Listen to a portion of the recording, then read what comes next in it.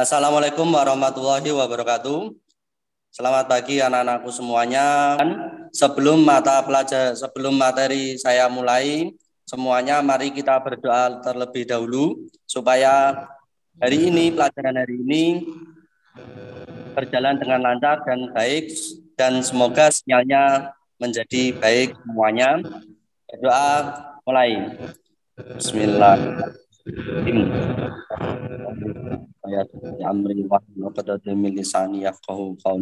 Anak-anakku semuanya, pada pagi hari ini kita membahas tentang akhlak terpuji bagi diri sendiri untuk kelas 9. Lihat ini, saya akan screen-nya.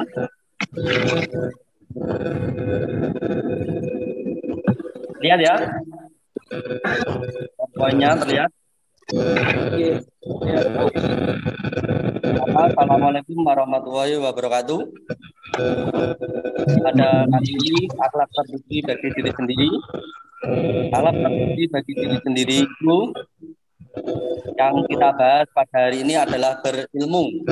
Sebenarnya hanya ilmu, ya akhlak terpuji bagi diri sendiri yang kita bahas pada kelas 9 ada berilmu, kerja keras, kreatif, dan produktif. Biar ada teman. Ada akhlak terpuji bagi diri sendiri itu ada pada kelas 9 itu ada berilmu, kerja keras, kreatif, dan produktif. Nah, kemudian selanjutnya kita bahas tentang yang pertama kali, yaitu berilmu, materi hari ini. Materi berilmu, ini peta konsepnya, yaitu yang kita bahas hari ini adalah pengertian tentang berilmu, pentingnya berilmu, dalil berilmu, manfaat berilmu, dan ciri-ciri orang yang memiliki ilmu. Untuk kita bahas yang pertama kali, pengertian berilmu.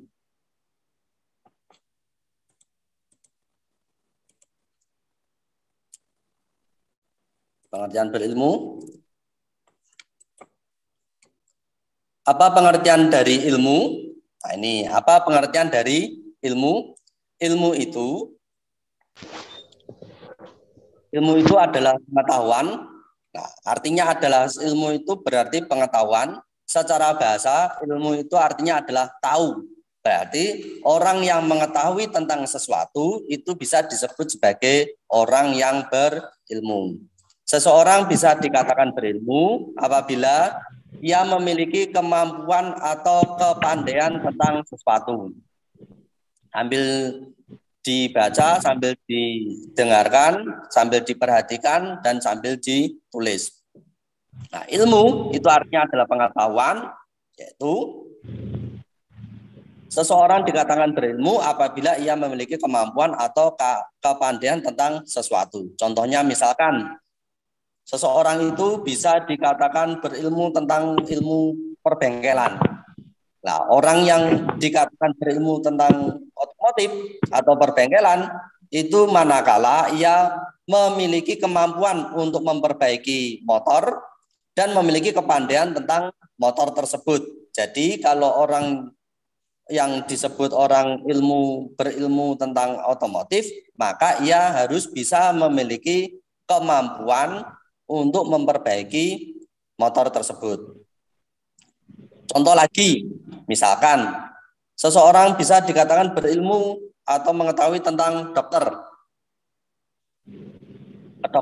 Ilmu orang itu bisa tentang kedokteran. Maka seseorang bisa dikatakan sebagai dokter. Seorang itu bisa dikatakan sebagai dokter manakala ia memiliki kemampuan atau kepandaian tentang kedokteran. Maka sebagai dokter itu juga bisa dikatakan sebagai orang yang berilmu.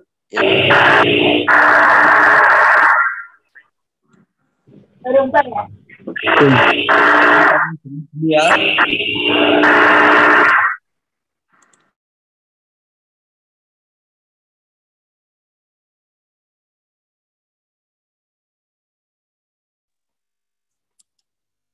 Kita lanjut. Untuk berilmu, pengertian dari ilmu adalah pengetahuan secara bahasa itu adalah mengetahui. Orang dikatakan berilmu apabila ia memiliki kemampuan atau kepandaian tentang sesuatu. Jadi tidak dari sini, dari pengertian ini, tidak hanya tahu saja, tapi juga memiliki kemampuan. Artinya juga praktek. Sama saja misalkan, oh saya ini secara teori, saya tahu Pak, tapi tidak bisa mempraktekkan. Nah itu sama saja ia tidak memiliki ilmu pengetahuan. Artinya orang yang berilmu itu harus tahu teori, juga harus bisa praktek. Contoh misalkan orang, saya tahu tentang sholat Pak, berarti saya juga berilmu memiliki, bisa dikatakan berilmu tentang sholat. Belum tentu, karena orang dikatakan berilmu itu ia harus tahu teorinya, juga harus praktek. Berarti kalau ia tahu tentang ilmu sholat, maka ia secara teori ia harus tahu, dan secara praktek ia harus bisa mempraktekkan. Lanjut, ini pengertian dari ilmu. Selanjutnya adalah pentingnya memiliki ilmu. Nah ini pentingnya memiliki ilmu bagi kehidupan. Pentingnya memiliki ilmu bagi kehidupan. Ini apa saja barang siapa yang menginginkan kebahagiaan dunia, wajib baginya memiliki ilmu. Dan barang siapa menginginkan kebahagiaan akhirat, wajib baginya mempunyai ilmu. Barang siapa yang menginginkan kebahagiaan keduanya, wajib baginya mempunyai ilmu. Artinya apa? Artinya adalah seseorang yang ingin bahagia dunia, itu ia harus memiliki ilmu. Ini diingat-ingat. Jika kita ingin bahagia di dunia, kita harus memiliki ilmu. Tidak mungkin orang yang bodoh bahagia di dunia, tidak mungkin. Pasti ia akan susah. Susahnya kenapa? Karena tidak bisa menyelesaikan masalahnya sendiri. Tapi bagi orang berilmu, berbeda. Ia akan merasa bahagia. Kenapa? Bahagia di dunia. Kenapa? Karena ia bisa menyelesaikan masalahnya sendiri. Contoh misalkan, orang yang berilmu biasanya disebut sebagai orang yang pandai. Tapi orang yang tidak berilmu biasanya disebut sebagai orang yang bodoh. Artinya apa? Misalnya begini, orang yang berilmu, contoh misalkan, kalau kita berilmu, misalkan seperti Zaki Hisam berilmu, kalau Zaki Hisam berilmu, maka ia punya uang 100.000, dibelikan bakwan 2. Masih kembalian berapa? Otomatis masih kembalian bakwannya harga 500, otomatis masih kembalian 99.000. Ini maka masih pembelian 99.000. Itu bagi orang yang berilmu, bagi orang yang pandai. Tapi berbeda dengan orang yang tidak berilmu. Nah, bagi orang yang tidak berilmu, punya uang 100.000, dibelikan bakwan 2. Otomatis kan sisanya harusnya masih 99.000. Tapi tidak dikembalikan oleh si penjualnya juga sah-sah saja. Karena apa? Karena menurutnya uangnya 1 lembar, 100.000 1 lembar, dibelikan bakwan 2. Ia malah senang. Wah, alhamdulillah saya punya uang 1 lembar, dapat bakwan 2. Padahal uangnya 100.000. Nah, ini kan tidak bisa. Nah, ini kan bisa dibodohi oleh orang lain. Maka orang yang ingin bahagia di dunia, maka wajib baginya memiliki ilmu. Selanjutnya, orang barang siapa yang ingin kebahagiaan akhirat, juga wajib baginya memiliki ilmu. Artinya apa? Artinya jika seseorang ingin selamat akhirat atau bahagia di akhirat, maka ia harus memiliki ilmu. Contoh misalkan, tidak sah seseorang sholat, tidak sah sholatnya seseorang jika ia sholatnya tidak memiliki ilmu. Artinya apa? Artinya begini, seseorang sholat itu harus punya ilmu. Tanpa ilmu, sholat itu tidak sah. Tanpa ilmu, sholatnya tidak sah. Contoh misalkan, kita sholat, pastikan yang diawali takbiratul ihram, diakhiri dengan takbir, diakhiri dengan tahiyat akhir. Jadi orang yang memiliki ilmu pasti sholatnya akan runtut, diawali dengan takbir, membaca kabiro, membaca Al-Fatihah, membaca surat-surat pendek, kemudian rukuk, setelah rukuk kemudian i'tidal berdiri, kemudian sujud, setelah sujud kemudian rukuk, berdiri duduk di antara dua sujud, setelah duduk di antara dua sujud, sujud lagi, seperti itu, dan seterusnya. Kalau sholat duhur ya 4 rakaat, kalau sholat asar ya 4 rakaat, kalau sholat maghrib ya 3 rakaat, kalau sholat isya ya 4 rakaat, kalau sholat subuh ya 2 rakaat. Itu bagi orang yang berilmu, maka sholatnya jadi sah. Tapi bayangkan bagaimana dengan orang yang tidak berilmu, orang yang tidak mengetahui tentang sholat. Pasti sholatnya, wis yang penting pokoknya sholat Pak, yang penting niat Pak, yang penting aku niat sholat Pak, aku untuk ganjaran sama Allah. Oh, niat sholat, tapi sebelum sholat tidak wudhu dulu. Apakah sah itu? Tidak sah. Ternyata sholat duhur malah 2 rakaat. Oh, tidak sah. Maka orang yang ingin kebahagiaan di akhirat, maka harus memiliki ilmu. Yang ketiga, barang siapa yang menginginkan kebahagiaan keduanya, menginginkan kebahagiaan dunia dan akhirat, maka juga harus memiliki ilmu. Nggak mungkin orang ini misalkan orangnya bodoh, orang ngerti sholat, orang ngerti agama, ya orang ngerti hitung-hitungan pemenang, hitung-hitungan duit, mesti wongnya sengsara. Dihapusi tok karo bolo-bolone. Ini. Jadi kita itu pentingnya ilmu itu bagi kehidupan adalah untuk kebahagiaan dunia dan akhirat. Maka dari itu kita di sini belajar untuk menuntut ilmu. Supaya apa? Supaya mendapatkan kebahagiaan dunia dan akhirat. Selanjutnya adalah pentingnya bagi kehidupan. Selanjutnya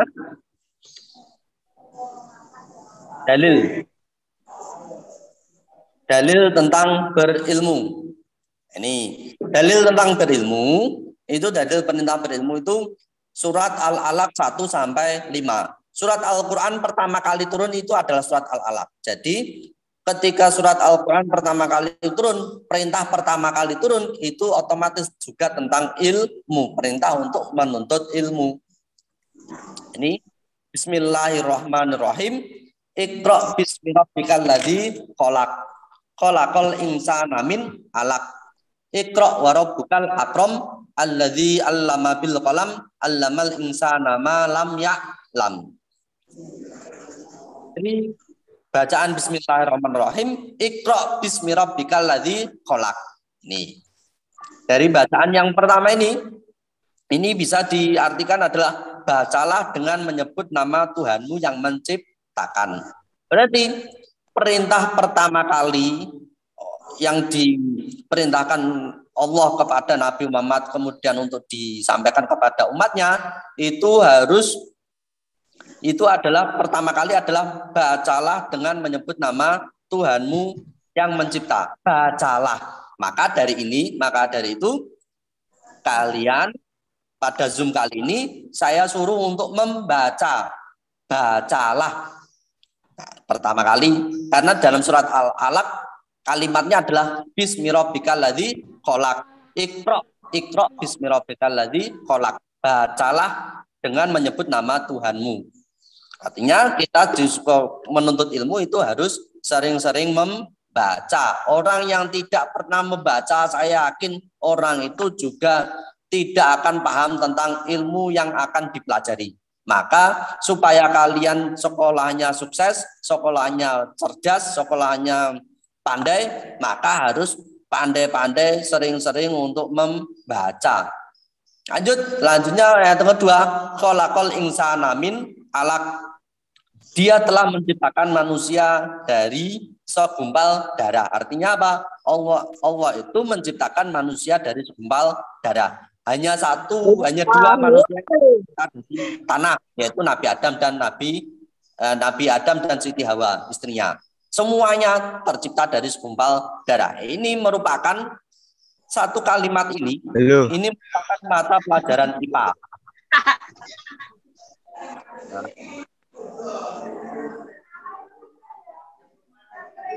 kalimat ini merupakan kalimat mata.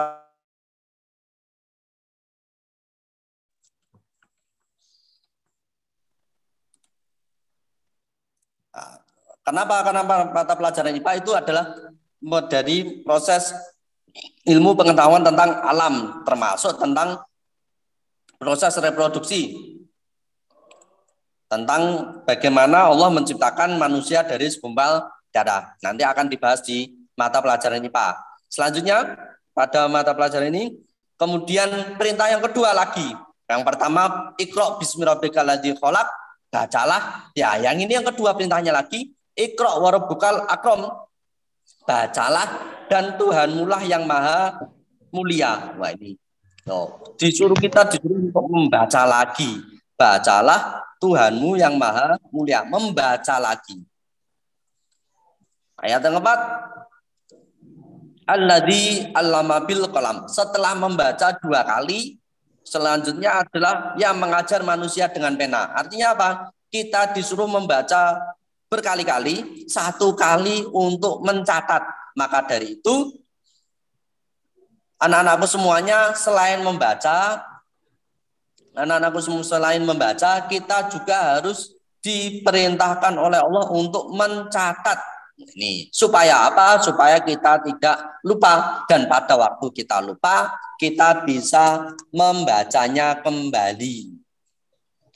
Allamal insana ma lam ya'lam, dia mengajarkan manusia yang tidak diketahui. Baru yang terakhir, allamal insana ma lam ya'lam, mengajarkan manusia yang tidak diketahui. Artinya apa? Artinya manusia yang awalnya tidak tahu menjadi tahu. Karena apa? Ya karena membaca dan menulis. Jadi untuk bisa paham tentang akidah, akhlak, tentang ilmu, tentang apapun nanti, semua pelajaran itu kuncinya cuma 2, membaca dan menulis. Paham ya? Selanjutnya ini dalil tentang berilmu. Ya, ini manfaat, mau pengertian sudah, pentingnya sudah, manfaatnya sekarang. Manfaatnya apa toh? Kok diajarno tentang ilmu? Ini manfaatnya, manfaat ilmu itu 1, memperoleh kepuasan batin. Kenapa kok orang yang berilmu bisa puas batinnya? Dikarenakan seseorang yang berilmu itu ia akan bisa menyelesaikan masalahnya sendiri. Nih, seseorang yang berilmu bisa menyelesaikan masalahnya sendiri. Dan ketika sudah selesai, maka ia batinnya akan merasa puas. Sama seperti kita. Ketika kita sudah inginnya sesuatu sudah tercapai, maka dan kita akan merasa puas. Alhamdulillah. Akan merasa kepuasan batin karena suatu persoalan telah selesai. Yang kedua, manfaat ilmu yang kedua adalah dapat mencari taraf hidup yang baik. Nah, ini dapat mencapai taraf hidup yang lebih baik. Orang yang berilmu saya yakin di dunia tidak akan susah. Kenapa? Karena pentingnya tadi kebahagiaan dunia dan akhirat itu harus untuk berilmu. Nah, ini pasti orang yang pandai seperti profesor, dokter itu tidak akan pernah miskin dan tidak akan pernah susah. Karena apa? Karena selain ia bisa menyelesaikan masalah sendiri, ia juga bisa menyelesaikan masalah orang lain. Dan kemudian orang lain bisa membantu kehidupan orang tersebut, orang yang berilmu. Dan ia bisa menciptakan sesuatu hal yang berguna bagi kehidupan orang lain. Dapat mencapai taraf hidup yang lebih baik. Jadi nanti kalau kalian ingin masa depan yang baik, maka harus menuntut ilmu sebanyak mungkin. Caranya bagaimana Pak? Caranya ya membaca dan menulis. Seperti sekarang ini, jangan malas-malas untuk membaca. Apapun dibaca. Baik Quran, nanti ilmu akan masuk dengan sendirinya. Apalagi tentang Al-Quran. Rajin-rajinlah untuk membaca Al-Quran. Insya Allah Al-Quran itu gudangnya ilmu. Yang ketiga adalah dapat melaksanakan ajaran secara benar. Dapat melaksanakan ajaran agama secara benar. Nih, orang yang berilmu itu bisa melaksanakan ajaran agama secara benar. Artinya apa? Artinya agama itu bisa dilaksanakan secara benar sesuai syariat agama. Tidak ngawur. Orang yang sholat harus wudhu dulu. Sholatnya zuhur harus 4 rakaat. Orang yang berilmu seperti itu. Tapi kalau orang yang tidak berilmu, wah sholat wudhunya keri sih, yang penting nyacek. Wah, yang penting nyacek, yang penting makmum. Wudhunya keri. Wah, ini salah besar itu. Dan itu pasti tidak akan diterima oleh Allah sholatnya. Oh, piye diterima piye? Wong sholat ngentut Allahu Akbar but. Nah, ora sholat, ora wudu. Kan yo gak sah salate. Membandanu Allahu Akbar malah ngobrol karo kancane. Kan yo ora sah. Nah, itu ciri-ciri orang yang sholatnya tidak berdasarkan ilmu. Tapi beda orang yang sholatnya berdasarkan ilmu. Itu pasti beda. Pasti sesuai dengan ajaran agama secara benar. Jangan lupa ini ditulis ya. Selanjutnya yang keempat adalah terangkat derajatnya. Ini terangkat derajatnya. Allah Subhanahu wa taala itu melalui firman Al-Mujadalah ayat 11 itu berjanji. Berjanji Allah ini. Ini yang janji adalah Allah, bukan Pak Arif. Ini yang janji adalah Allah. Kalau Allah berjanji pasti ditepati. Tapi beda kalau manusia yang berjanji, wah ini pasti tidak ditepati. Jadinya bagaimana? Jadinya Allah Bismillahirrahmanirrahim. Yarfa'illahu alladhina amanu minkum walladhina utul ilma darajat. Niscaya orang akan mengangkat derajat orang-orang yang beriman di antaramu dan orang yang berilmu beberapa darajat ini. Allah akan mengangkat derajat pertama adalah orang beriman, yang kedua adalah orang yang berilmu. Beberapa derajat di antara orang-orang di antara sekelilingnya. Jadi kita kalau berilmu, derajat kita akan diangkat oleh Allah. Apapun kedudukan kita. Contoh misalkan gini. Di desa itu kan pemimpinnya adalah lurah. Lurah itu kalau orang Pak Lurah kalau tidak berilmu itu derajatnya sama saja. Sama saja sama seperti orang lain. Derajatnya yang sama seperti penduduk lain. Tapi berbeda dengan orang yang biasa berilmu, pasti akan dihormati oleh orang lain. Seperti Pak Kiai. Pak Kiai di tempat kita, karena Pak Kiai adalah orang yang berilmu, di tempat kita, dia tidak memiliki jabatan apapun, tapi tetap dihormati. Kenapa? Itulah janji Allah. Janji Allah itu derajatnya akan diangkat oleh Allah. Orang-orang berilmu derajatnya akan diangkat oleh Allah dibanding orang yang tidak berilmu. Terakhir, ini orang yang berilmu itu dapat membantu orang lain dalam memecahkan masalah. Artinya apa? Artinya orang yang berilmu itu bisa membantu orang lain yang memiliki masalah apapun. Masalah apapun, seperti Pak Yai. Seperti Pak Yai, ada orang lain yang bermasalah tentang dia tidak mengetahui tentang zakat. Maka Pak Yai tersebut bisa membantu orang tersebut untuk membayar zakatnya supaya secara benar sesuai dengan ajaran agama. Misalkan gini, ada Rehan misalkan Rehan motornya mogok. Rehan tidak tahu tentang ilmu otomotif, maka Rehan bawa ke bengkel. Lah di bengkel itu orang itu pasti montir tersebut mengetahui tentang ilmu otomotif, otomatis bisa memperbaiki motornya Rehan dan masalah Rehan terpecahkan. Itu ya. Pertama, manfaat ilmu pertama adalah memperoleh kepuasan batin. Yang ketiga adalah dapat mencapai taraf hidup yang lebih baik. Yang ketiga adalah dapat melaksanakan ajaran agama secara benar. Yang keempat, terangkat derajatnya. Yang kelima, dapat membantu orang lain dalam memecahkan masalah. Ini sudah ditulis semuanya. Ya, teman-teman, insya Allah sudah ya. Kita lanjut. Ciri-cirinya, nah ini ciri-ciri orang berilmu. Ya, syarat tadi supaya kita paham membaca dan menulis. Ciri-ciri orang yang berilmu. Nih, kita bisa lihat orang kita nanti bisa termasuk orang berilmu atau bukan. Nah, ini kalau kita termasuk orang berilmu, alhamdulillah di dunia dan akhirat kita tidak akan sengsara. Insya Allah juga akan bahagia dunia akhirat. Yang pertama ciri-cirinya apa? Memiliki semangat untuk menguasai ilmu. Nah, ini memiliki semangat untuk menguasai ilmu.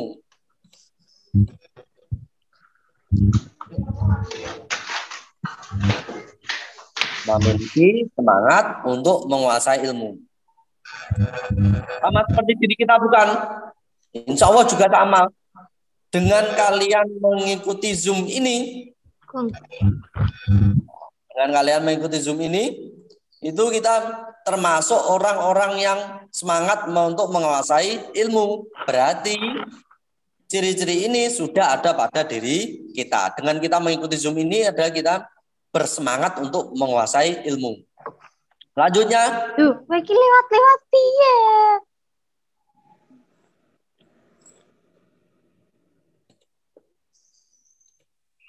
Buatan kula, Pak. Ayo, timut semua.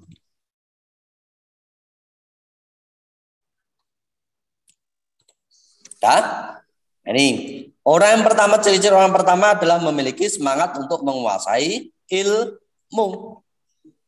Sama seperti kita mengikuti pagi hari, tadi Rehan belum sarapan, sudah semangat untuk mengikuti Zoom untuk menuntut ilmu. Nah, berarti kita semua yang ikut Zoom ini memiliki semangat untuk memiliki ilmu, merupakan ciri-ciri orang yang berilmu. Yang kedua, rajin mendatangi majelis-majelis ilmu. Nah, rajin tidak mendatangi majelis-majelis ilmu. Majelis-majelis ilmu seperti apa? Seperti pengajian, seperti kita berangkat ke sekolah, seperti kita di Zoom seperti ini, kemudian kita bisa nonton YouTube tentang ilmu, tentang pengajian, tentang ilmu agama, tentang ilmu umum, tentang ilmu alam, semuanya. Itu termasuk ciri-ciri orang yang berilmu. Ada pengajian di mana, ada pengajian misalkan pengajian di luar daerah, kita datangi. Ada pengajian di masjid, kita datangi. Ada pengajian di Prodadi, kita datangi. Itu merupakan ciri-ciri orang yang berilmu yang kedua. Tapi beda, misalkan, wah abot Pak. Ya memang abot. Untuk menjadi orang berilmu memang berat. Tapi beda dengan orang-orang yang tidak berilmu. Wah neng dangdut, neng Solo, warani. Wah neng babalan, neng gundi, parani. Wah beda. Nah, kan? Kita harus, kalau kita ingin memiliki orang, termasuk orang-orang berilmu, maka kita harus rajin mendatangi majelis-majelis ilmu. Yang ketiga, sudah selesai. Nah, ini tugasnya, tugas kalian, ini tugas. Tugasnya apa? Itu yaitu dengan menjawab pertanyaan berikut. Ditulis pertanyaannya. 1, menurut bahasa ilmu berarti, ini ditulis. Nanti besok hari Senin dikumpulkan, pas pada waktu tatap muka kita koreksi bersama-sama. Menurut bahasa ilmu berarti, yang kedua, manusia membutuhkan ilmu dalam kehidupannya. Mengapa? Nah, ini mengapa manusia membutuhkan ilmu dalam kehidupannya? Ini jawabannya termasuk pada pentingnya memiliki ilmu. Lanjut, yang ketiga, tulislah Quran surat Al-Alaq ayat pertama yang menjelaskan tentang perintah menuntut ilmu. Ini surat Al-Alaq itu ayat pertama yang menjelaskan tentang ilmu. Jadi ditulis 1 sampai 5.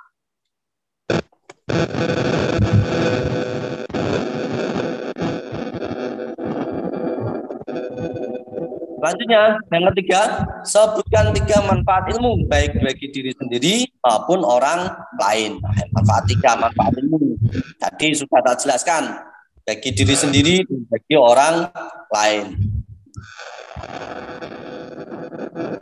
Yang kelima, sebutkan 5 ciri-ciri orang berilmu. Nah, barusan tadi ya sudah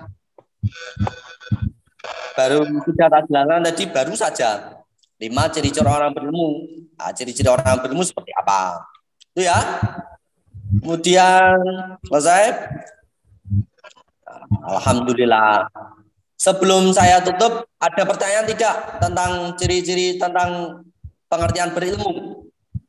Ya, ada pertanyaan tidak tentang ciri-ciri tentang orang-orang berilmu? Tidak. Pak, tanyanya nggak ada? Pak, tadi Yakin? soal Ayo, bisa boleh di unmute. Speakernya di unmute semuanya, ayo. Yang bertanya. saya Pak. Ya. Berisik. Yang soal nomor 2. Yang soal nomor 2 kenapa? Tadi soalnya gimana Pak kecepatan?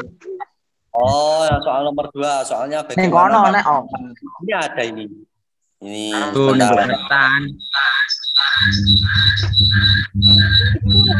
Oke, ini siapa ini? Mengapa manusia membutuhkan ilmu dalam kehidupannya?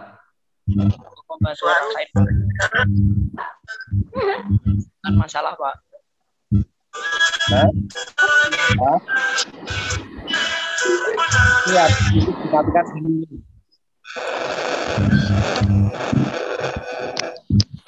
Siapa lagi mau tanya? Ayo angkat tangan yang mau tanya, ayo. Mau ditulis dulu itu soalnya. Oh ya, nulis dulu, soalnya nulis dulu. Ya, screen Pak, screenshot.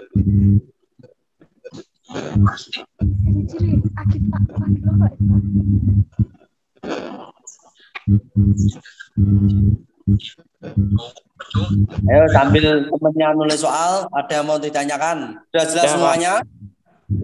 Sudah semuanya. Kalau sudah jelas semuanya, untuk mata pelajaran kali ini dengan pasangan dalam bersama-sama.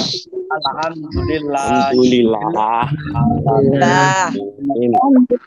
Semoga ilmu ini bermanfaat bagi kita semuanya. Dan jangan lupa kita selalu untuk mematuhi protokol kesehatan dan jangan lupa kita selalu menjaga kesehatan. Saya akhiri. Assalamualaikum warahmatullahi wabarakatuh.